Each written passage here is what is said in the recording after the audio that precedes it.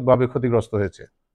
এই ঘটনার পরিপ্রেক্ষিতে বাংলাদেশ জামাত ইসলামীর বক্তব্য হচ্ছে, আহমদপুর স্থানীয় ওয়ার্ড জামাতের সভাপতি রুহুল আমিন পিতা মুজিবুর রহমান ওয়ারিশ সূত্রে উক্ত জমির মালিক। উক্ত জমির পরিমাণ 33%। এর মধ্যে 22% জমি বিক্রয় করে, বাকি 11%-এর মধ্যে রোডস অ্যান্ড হাইওয়ে 4% একোয়ার করে নিয়েছে। বাকি 7% তাদের মালিকানায় রয়েছে, যা ওয়ারিশ সূত্রে প্রাপ্ত।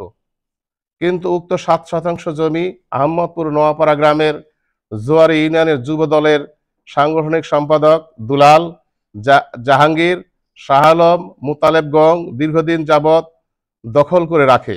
উক্ত জমি উদ্ধারের জন্য বড়াইগ্রাম থানার এসআই আমিনুলের নেতৃত্বে সালিশি বৈঠক অনুষ্ঠিত হয়। উক্ত সালিশি বিষয়টি মীমাংসার লক্ষ্যে জোয়ারি ইউনিয়নের বিএনপির সাধারণ সম্পাদক জুলহাসের নেতৃত্বে 4 সদস্য বিশিষ্ট কমিটি গঠন করা হয়। সে অনুযায়ী গত 26শে জুলাই রোজ শনিবার উক্ত জমি সার্ভের জন্য দিন ধার্য করা হয়। কিন্তু রুহুল আমিন গং নির্ধারিত সময়ে উপস্থিত থাকলেও দুলাল, জাহাঙ্গীর গং অনুপস্থিত থাকে, যার ফলে বিষয়টি জটিলতা সৃষ্টি হয় এবং জামাত কর্মী রুহুল আমিনের বড় ভাই বিএনপির নেতা হায়দার আলী উক্ত জায়গায় থাকা দোকানগুলোর তালা লাগিয়ে দেয়। এখানে কোনো চাঁদাবাজির ঘটনা ঘটেনি। এটা নিতান্তই পৈতৃক সম্পত্তি উদ্ধার সংক্রান্ত বিষয় এবং নিতান্তই তাদের পারিবারিক বিষয়।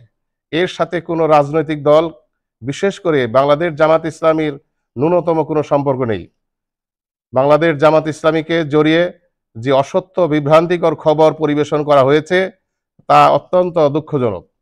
বাংলাদেশ জামাত ইসলামী একটি আদর্শবাদী সংগঠন। এই সংগঠনকে জড়িয়ে যে অসত্য বিভ্রান্তিকর খবর পরিবেশন করা হয়েছে, আমি তার তীব্র নিন্দা এবং প্রতিবাদ জানাচ্ছি এবং ভবিষ্যতে এ ধরনের সংবাদ পরিবেশন করা থেকে বিরত থাকার জন্য অনুরোধ করছি। এই আমার লিখিত বক্তব্য আপনাদের সামনে পেশ করলাম। এখন আপনাদের যদি কোনো কথা থাকে তাহলে আপনারা আমাদেরকে বলতে পারেন, আমরা